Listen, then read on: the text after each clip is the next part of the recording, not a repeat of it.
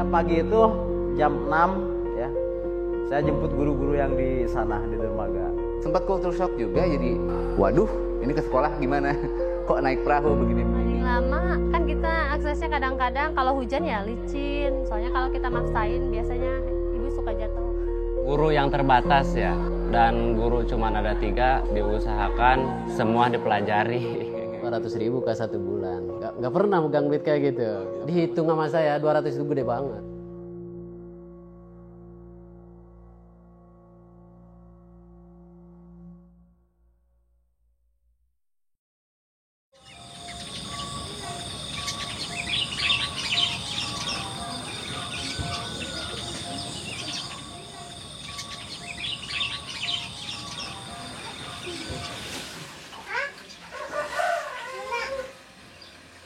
Kenalkan, nama saya Yunus. Alamat saya tinggal di Kampung Ciawi. Kebetulan saya orang sini asli. Sekarang umur saya 35 tahun dan pekerjaan saya masih mengajar seperti biasa di SMP 4 Cibitung 1 Atap.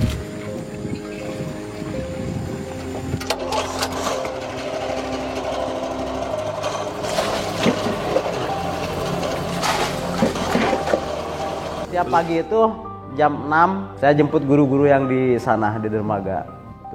Dengan perjalanan dari rumah ke dermaga itu kan 45 menit gitu kan. Kalau nggak banjir itu, kalau banjir beda lagi. Ya jemput ke sana, terus lagi ke sekolah, nanti anterin lagi ke sana ke dermaga lagi. Seperti itu setiap hari.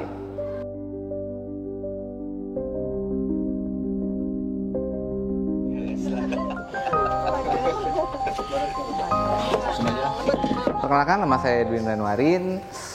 Kebetulan di sini sebagai guru bahasa Inggris. Selain itu juga sebagai wakase kesiswaan.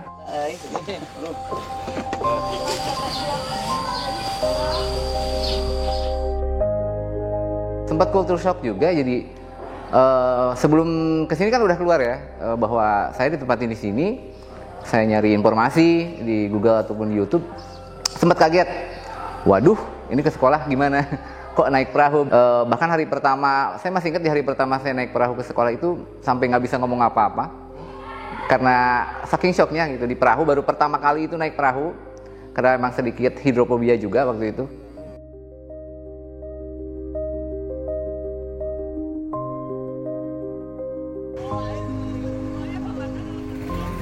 Kalau biasanya beda kalau antara berangkat dengan pulang tuh beda. Kalau berangkat ke sekolah itu lebih cepat karena kita ngikut arus. Tapi kalau kita pulang karena kita ngelawan arus biasanya lebih lama gitu. Pasti lebih lama.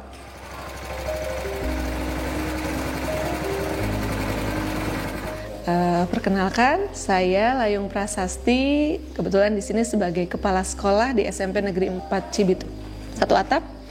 Ada kemarin dari Jampang Peduli. Dari Jampang Peduli itu yang dinaunginya Willy Salim.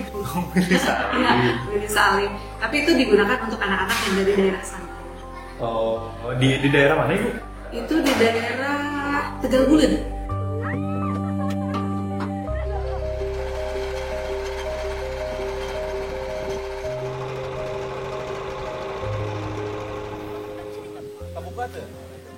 Perkenalkan, nama saya Iin Darmawan, saya dari SMP 4 Cibitung. Umur saya 14 tahun. Kelas sabaraha bisa bawa perahu? Di kelas 5 SD. 5 SD? Hari belajar perahu di mana awalnya? Itu tadi kita hoyongin anak perahu gitu, belajar. Awal nama ngadayung heula. Oh ngadayung? Terus kita diajar berenang. Eta teh ngajemput babaturan heula apa ngiring kabeh langsung? Jemput heula. Jemput heula. Di mana jemputnya? Beda-beda tempat? Beda. Oh. Beda-beda. Sabaraha kali berhenti itu teh? 3 kali. Berarti lila kemarin ya? Berarti lamun barudak mah mayar teu kain? Mayar. Kumaha mayarna? 2.000 per hari. 2.000 per hari per jalan gitu nya. Atau kayak ke jeung balik deui meureun? Jadi para kepala sekolah mengumpulkan dana pribadinya untuk membelikan perahu dan akhirnya itu perahunya jadi bagus. Ada kejadian kemarin banjir bandang, perahu kami terbawa hanyut dengan dermaganya hilang. Iya, gitu. Itu padahal baru 1 bulan itu. Kalau nggak salah itu awal-awal di minggu pertama di bulan Desember itu. Jadi hari Rabu itu kejadian itu. Jadi persisnya itu banjir itu datang pertama kali itu kalau di Cilomas ini ya. Saya dengar dari warga kan banyak yang berteriak dan lain-lain, itu air naik itu sekitar jam 11 malam. Tahu-taunya pas jam 3 itu kalau nggak salah, jam 3 subuh. Itu banjir malah semakin naik gitu kan. Dan sampai ke rumah saya gitu kan.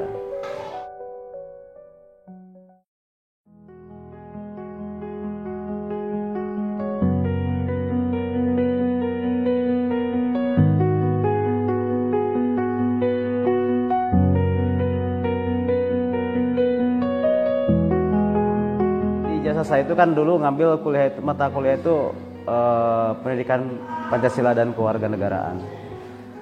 Berhubung sekarang kan ada P3K di sini yang kebetulan sama dengan saya jurusannya.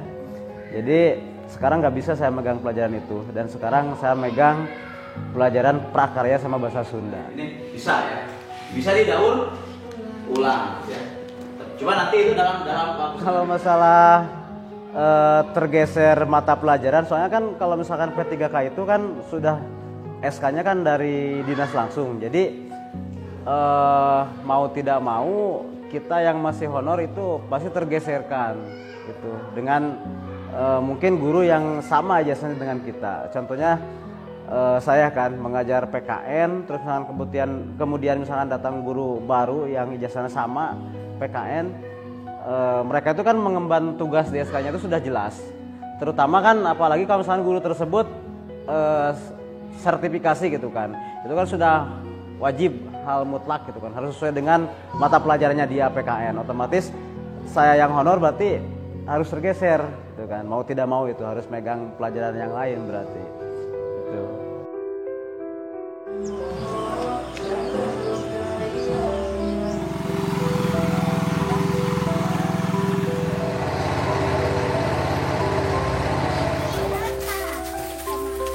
Perkenalkan, nama saya Ibu Nur Ella, istri dari Pak Yunus.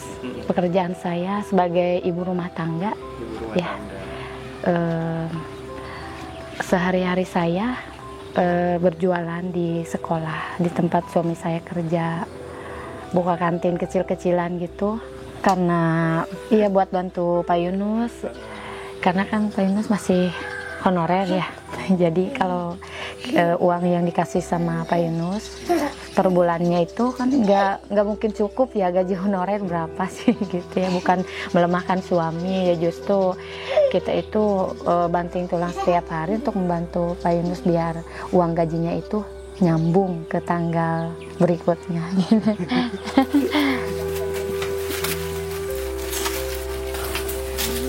Kalau dari sekolah itu kan tergantung kita pelajaran, misalnya jam berapa jam kita mengajar di sekolah. Kebetulan kan di sini itu kan sekolah kecil, cuma 3 rombel, guru juga banyak kan, jadi jamnya juga sedikit. Saya kebagian jam itu sekarang cuma 10 jam, itu dikali 20.000, berarti gaji per bulan saya itu cuma 200.000. Kalau yang untuk guru honorer itu tuh berarti digajinya itu berdasarkan apa ya Bu? Kalau misalnya melalui dana bos ini? Itu dihitungnya per jam. Oh iya. Kalau misalkan satu guru honornya 9 jam, berarti 9 jam kali berapa 1 jamnya di sini. Gitu. Jadi nanti langsung ditransfer dari dana bos itu ke rekening masing-masing. Jadi tidak langsung ini. Jadi mereka menerimanya itu per bulan langsung ke rekeningnya. Gitu. Mau tidak mau, terlebih saya kan tanggungan sekarang, istri belum lagi kan punya anak 3 gitu kan, dengan gaji yang 200.000 itu jauh dari kata cukup.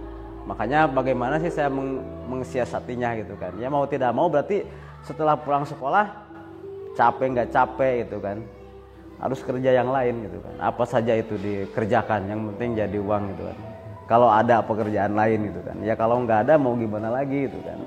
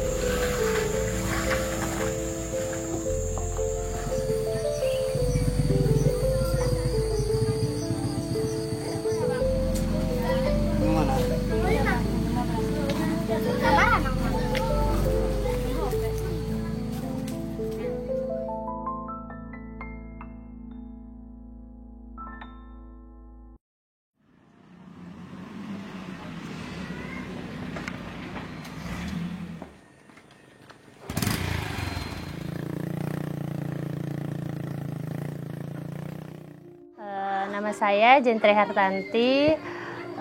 Alhamdulillah saat ini saya sudah berkeluarga dan memiliki 1 orang anak. Di sini saya sebagai guru honorer. Untuk akses jalan dari rumah ke sekolah lumayan cukup ini ya Kak, akses jalannya tuh. Paling lama kan kita aksesnya kadang-kadang kalau hujan ya licin. Itu kan lumayan tuh, kita harus dorong atau turun dulu. Soalnya kalau kita maksain biasanya ibu suka jatuh.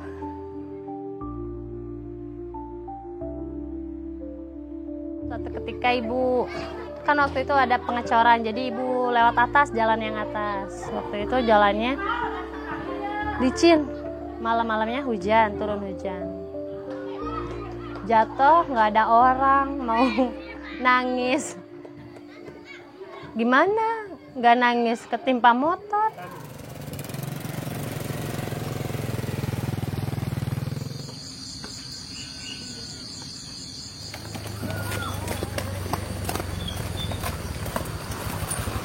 Sekalian itu atan mah nuna mobil bawa ke tanggo.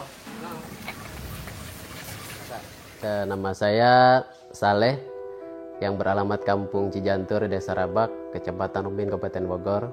Untuk sekarang saya menginjak umur 40 tahun, Kak. Alhamdulillah sekarang saya di sini selaku guru walaupun honor ya di SDN Kadu Sewu kelas jauh. Dimulai saya ngajar dari tahun 2010 aja, Kak. Ya kalau dihitung sini mah sedih Kak, terus terang. Maksudnya ya contoh kondisi sekolah kayak gini aja, terus terang kalau emangnya nggak layak, terus nggak layak pakai Pak. Maksudnya inilah seharusnya harus direhab kayak gimana gitu.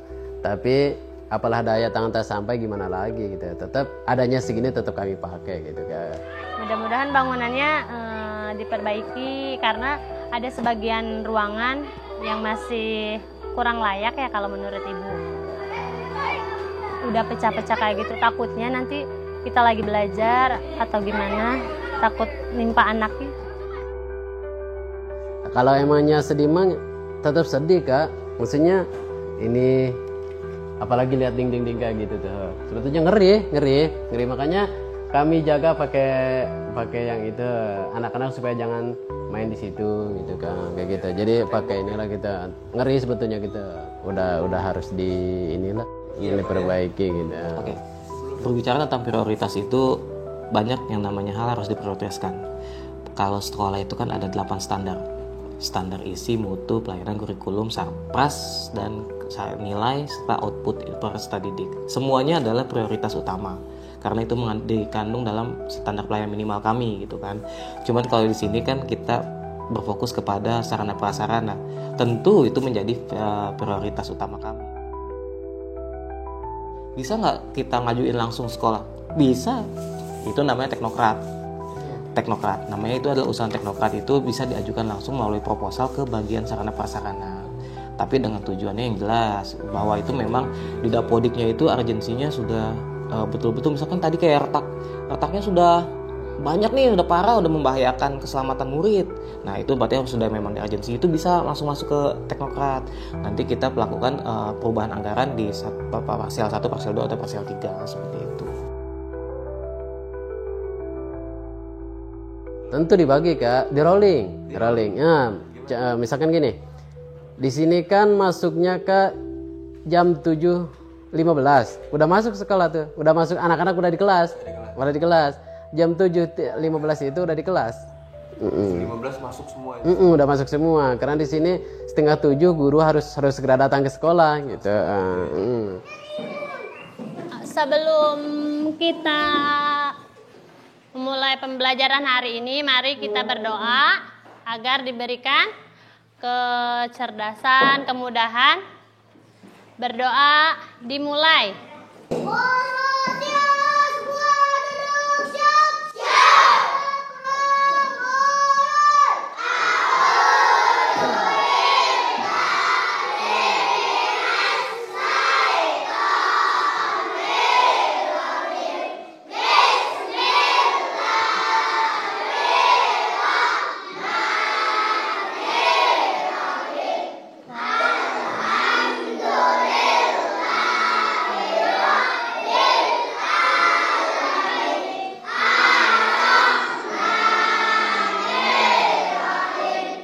Selamat pagi. Apa kabar hari ini?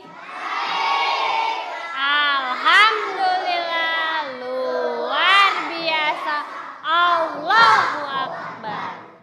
Kelas 1, kelas 2 nggak ada jam istirahat ya, karena langsung kelasnya diisi lagi sama kelas yang atas. Berarti guru juga nggak ada dapat istirahat ya, Bu? Iya. Wajar aja. Iya, langsung terus.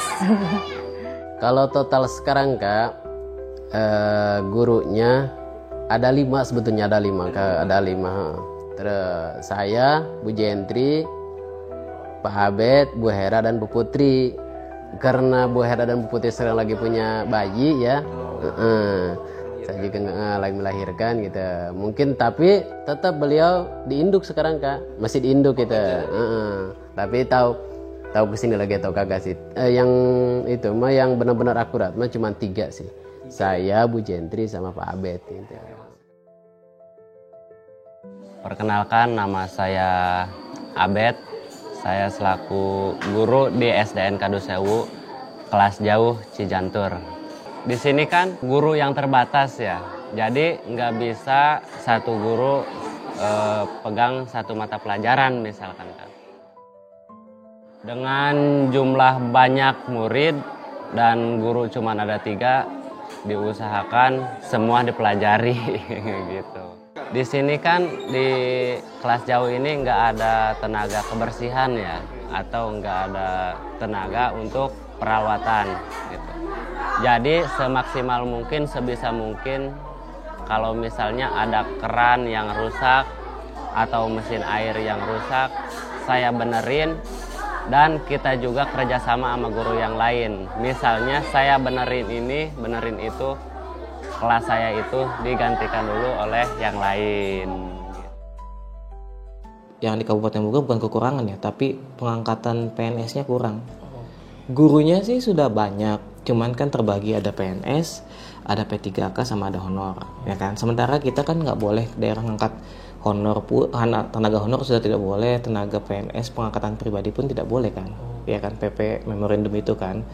Nah jadi sekarang itu yang kami butuhkan adalah pengangkatan dan penyebaran pemerataan posisi ASN dan P3K di setiap sekolah, seperti itu. Jadi kalau misalkan ada yang bilang kurang, bukan kurang tapi tidak merata sebarannya. Kalau gaji guru honorer Kak ya, kalau sekarang udah lumayan alhamdulillah menurut saya nih, bersyukur banget lah kita alhamdulillah. Kalau dulu kan waktu masuk ke sini paling gede itu 200.000 Kak 1 bulan, 200.000 karena saya waktu itu 3 bulan sekali kasihnya 600. Oh jadi per 3 bulan? Per 3 bulan. Tapi bersyukur banget karena saya kan sebelumnya nggak pernah megang duit kayak gitu, nggak pernah. Maksudnya dihitung sama saya 200 itu gede banget. Apalagi saya pas begitu dikasih 600.000, kan 600.000 bagi saya nih udah gede banget. Makanya di situ udah saya bersyukur, alhamdulillah. Berarti bukan hanya sekedar impian. Sekarang saya kenyataan nih megang duit 600.000, alhamdulillah. Tapi seiring berjalannya waktu, tingkat. Sekarang alhamdulillah udah 1.517.000. Nah kalau untuk penggajian guru honor tuh ada dari dana BOS. Yang sekarang tuh misalkan dia berapa jam mata pelajaran, tapi ada anggaran maksimal. Itu bisa dilihat di Permendikbudnya ya. Permendikbudnya itu berapa sih untuk gaji honor itu. Dan itu semua mengacunya ke situ, semua sekolah. Tapi kami mengarahkan untuk ikut namanya P3K itu.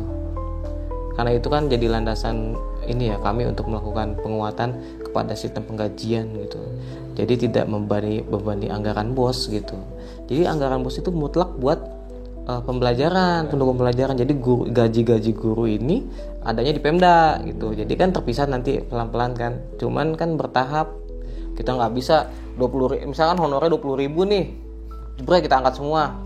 Ya terus anggaran untuk yang lain gimana gitu, perbaikan fisika, pengadaan meja belajarnya kah, itu kan jadi kepotong. Jadi kita akan step by step lah. Kalau dibilang kurang ya alhamdulillah ya. Intinya masih ada kekurangannya gitu kan, namanya guru honor. Udah pernah saya pengen berhenti, cuman saya mikir lagi, kalau saya sampai berhenti di jadi guru ini, cita-cita saya ingin mencerdaskan anak-anak di kampung saya itu nol, berarti gagal gitu. Jadi saya semaksimal mungkin ingin tetap dan kuat hati saya ingin mencerdaskan anak-anak di kampung saya setempat dulu. Dibilang sejahtera, ya alhamdulillah aja lah, disyukuri. Karena kan namanya sifat manusia ya pasti gak cukup gitu kan. Tapi kita semua di sini alhamdulillah disyukuri aja sih.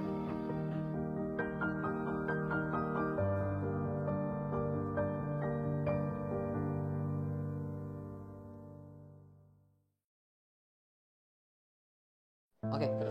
Komitmen yang pasti satu. Pelayanan pendidikan bagi masyarakat yang universal, efektif dan berkualitas. Caranya gimana? Nah, tadi melakukan perencanaan jangka panjang ataupun jangka pendek yang menengah hingga pendek, baik itu penyempurnaan dan pemenuhan fasilitas, sarana prasarana, tenaga pendidik hingga kualitas kurikulumnya. Outputnya adalah pengembangan karakter dan edukasi bagi peserta didik ataupun masyarakat sekitar dengan mengacu kepada perundang-undangan yang berlaku. Seperti itu. SPM itu mah. Standar pelayanan minimal seperti itu. Saya berharap saya mau cepet-cepet jadi P3K gitu kan. Diangkat menjadi pegawai negeri lah. Yang paling fatal itu mungkin perahu. Kalau nggak ada perahu kan otomatis nggak bisa ke sekolah. Adapun misalkan jalan hutan itu kan repot terutama ibu-ibu kan gitu. Apalagi kalau misalnya musim hujan itu nggak bisa dilewati karena masih banyak jalan tanah gitu kan mau ke sekolah itu. Ya harapan saya sih ke pemerintah terutama terutama guru-gurunya nih harus kayak gimana nih, layaknya kayak gimana gitu. Terus bangunannya harus kayak gimana gitu supaya anak nyaman, guru-gurunya ngajarnya supaya nyaman. Berarti ini misalkan nih perlu untuk direhab, ayo gimana caranya rehab. Saya juga selalu berpikir sih Kak, saya kan udah tua lah, udah lumayan tua. Mungkin kan saya nggak selalu di sekolah gitu. Harapan saya setelah saya nanti misalkan udah tidak ada sekolah lagi, ada generasi penerus, minimal harus nyaman ngajarnya gitu. Berarti gedungnya harus inilah gitu, harus bagus gitu. Harapannya mudah-mudahan anak-anak ibu di sini menjadi anak-anak yang mandiri, anak-anak yang sukses dan beradab dan bermanfaat.